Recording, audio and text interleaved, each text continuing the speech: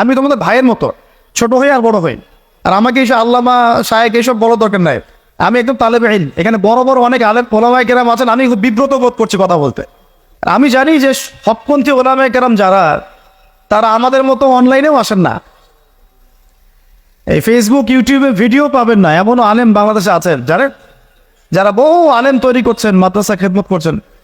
তো তাদের সামনে আমাদেরকে যখন এইভাবে টাইটেল দেন, লজ্জা লাগে। এটা কিন্তু উনি একদম চরম সত্য কথাই বলেছেন। আপনারা সবাই জানেন উনি বেশ কিছুদিন ধরে আলেম ওলামাদের সভাপতি আছেন এবং ওনাদের কাছ থেকে শেখার চেষ্টা করতেছেন, এবং এই যে তিনি আলেম ওলামাদের মধ্যে যাওয়া আসা করতেছেন, এরই ফলে কিন্তু তিনি এই বিষয়টা উপলব্ধি করতে পেরেছেন। তিনি যদি আলেম ওলামাদের কাছে না যাইতেন তাহলে কিন্তু এই বিষয়টা ওনাকে সারাদিন বলে বুঝিয়ে ওনাকে উপলব্ধি করানো সম্ভব ছিল না। যেমনটা আমরা যদি এখন চাই কোনো একজন জেনারেল শিক্ষিত বা এই যে সালাফি মতাদর্শ বা যে কোনো একজন ব্যক্তিত্ব যে নিজে নিজে ইসলামকে শেখার চেষ্টা করে, ওই অনুযায়ী আমল করার চেষ্টা করে, এরকম কোন একজন ভাইকে যদি আমরা আলেমদের গুরুত্ব বোঝানোর চেষ্টা করি এবং তাকে যদি আলেমদের বিষয়ে বিভিন্ন কথাবার্তা বলি, সে কিন্তু কোনোটাই অ্যাকসেপ্ট করবে না, কোনোটাই বোঝানোর চেষ্টা করবে না। এবং আমার কেমন জানি এই কথাগুলো তার একেবারে যে নেটওয়ার্কের বাইরে বলা যায়। তো এই বিষয়গুলো উপলব্ধি করা কখন সম্ভব? যখন কোনো একজন ব্যক্তি আলেমদের সহচার্যে যাবে, আলেমদের সান্নিধ্যে যাবে, তখনই কিন্তু সে এই বিষয়গুলো বুঝতে সক্ষম হবে। তো আমাদের এই আবু তোহা আদনান সাহেব, তিনি বেশ কিছুদিন ধরেই আলেমদের কাছে যাওয়া আসা করতেছেন, ওনাদের কাছে পড়তেছেন, শিখতেছেন, যার কারণেই উনি এই বিষয়টা উপলব্ধি করতে পেরেছেন। এবং সুবহানাল্লাহ, উনি এই যে ওনার একটা উপলব্ধি বা নিজের ক্ষেত্রে যে উনি নিজেকে অন্যান্য বড় আলেমদের তুলনায় ছোট করে দেখতেছেন এবং তিনি বিব্রত বোধ করতেছেন ওনাকে অন্যদের সামনে আলেম বলা, আলেমা বলা, এরকম বিভিন্ন টাইটেল দেওয়া। তো এটাই আসলে যখন কোনো ব্যক্তি তার মধ্যে এইম চলে আসে, তার মধ্যে যখন গাম্ভীর্যতা চলে আসে, তখন কিন্তু সে অহংকারী হয় না, সে তখন বিনয়ী হয়। তো সেটা একটা জলজন্ত প্রমাণ আমরা এই মুহূর্তে আমাদের আবু তোহা আদনান সাহেবের মধ্যে দেখতে পেলাম। শেখার কোনো শেষ নাই। আমি একসময় মনে করতাম যে আমি যখন ইন্টারমিডিয়েটের পর থেকে চর্চা করা শুরু করছি, অনার্স মাস্টার্স পর্যন্ত, মনে করছি যে হ্যাঁ, মনে হয় ইসলাম সম্পর্কে ভালোই জানছি। তারপর যখন কওমি আলেমদের কাছে পড়তে শুরু করলাম, বলি এগুলো ভিতরের কথা, খোলামেলা বলি, গল্প করছি আপনাদের সাথে, রাগ করছেন নাকি? তখন বুঝলাম যে বিগত 5-7 বছর তো আমি কিছু পড়াশোনা করছি বলে মনে হচ্ছে না। যেমন একটা হাদিস শো করে বললাম যে ওস্তাদ, এই যে আল্লাহ রাসূল সাল্লাল্লাহু আলাইহি ওয়াসাল্লাম বলেছেন যে একজন মুমিন ব্যক্তি আর একজন মুমিন ব্যক্তির আয়না স্বরূপ। কি স্বরূপ? আয়না স্বরূপ। তো আমি যদি অনলাইনে কোনো ভাইয়ের ভুল ধরিয়ে দেই সমালোচনার মাধ্যমে, তাহলে কি আমি হাদিসের উপর আমল করলাম না? তখন ওস্তাদ মিটিমিটি হাসছেন, বলছেন যে তোমার তো টুকটাক অ্যারাবিক গ্রামারের বেস ভালোই, তোমার কি মনে হয়? তাই বললাম যে আমার কাছে তো এটাই মনে হচ্ছে যে আমি যদি সমালোচনা করি, আমি তো এই আমর বিল মারুফ নাহি মুনকারের কাজই করলাম। তো তিনি বলছেন আসলে এই হাদিসের ব্যাখ্যা এমন নয়। কেমন ব্যাখ্যা? তুমি কি খেয়াল করো নাই? আমাকে বলছে তুমি কি খেয়াল করো নাই, তুমি যখন আয়নার সামনে গিয়ে দাঁড়াও, তখন আয়না কিন্তু তোমার সাথে কথা বলে না। আয়না নীরব থাকে, স্থির থাকে, কিন্তু তোমার দোষ ত্রুটি কোথায় আয়না কিন্তু দেখিয়ে দেয়। মনে করেন, বোঝাচ্ছে, মনে করেন আপনার গাল কেটে গেছে, আপনি আয়নার সামনে দাঁড়িয়েছেন, আয়না কিন্তু আপনাকে বলে দিবে না এই যে তোমার গাল কাটা, এই ছেলে তোমার গাল কাটা, হ্যাঁ এই মেয়ে, এই ছেলে তোমার এই সমস্যা ওই সমস্যা, বলবে? চুপচাপ থাকবে। আয়না দেখিয়ে দিবে আপনার ভুলটা কোথায়। সুবহানাল্লাহ, কি গভীর চিন্তা, কি ফিকির!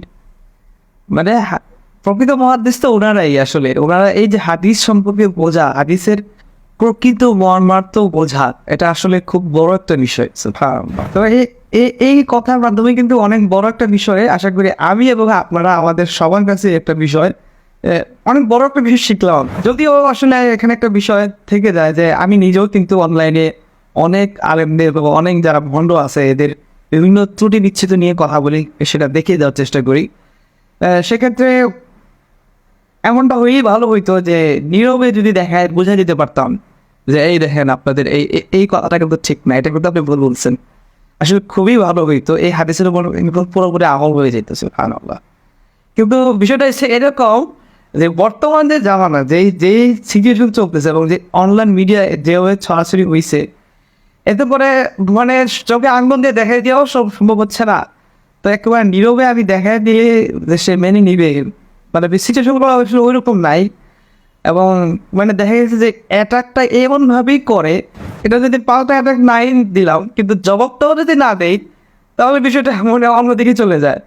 কেমন জানি সে মানে খালি মাঠে গোল দিয়ে জয়যুক্ত হয়ে তার যে ফেতনা সে এটা কায়েম করে নিয়ে যাচ্ছে, যার কারণে আসলে বাধ্য হয়ে কথা বলতেই হয়।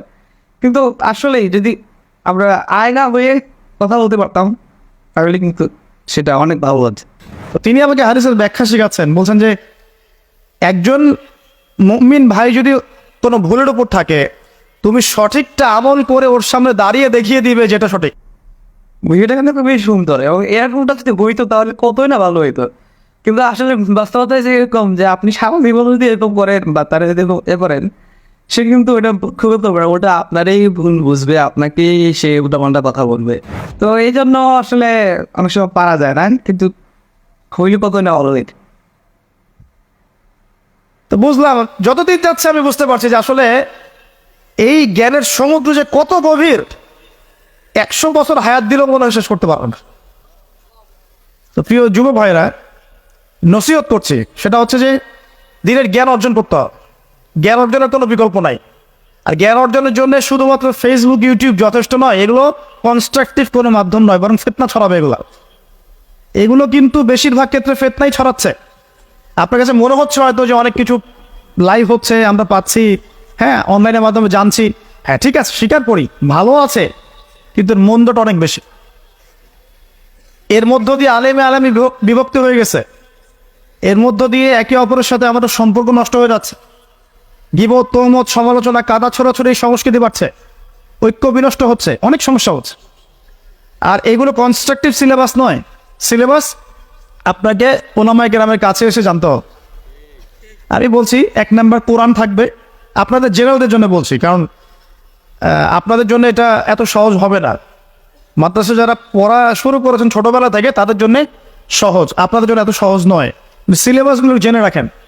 কোরআন পড়তে হবে আগে, পবিত্র কোরআনের বিশুদ্ধ তেলাওয়াত শিখতেই হবে, এবং প্রত্যেক দিন চেষ্টা করবেন 1 পৃষ্ঠা 2 পৃষ্ঠা, আধা পড়া 1 পারা করে তেলাওয়াত করার জন্য।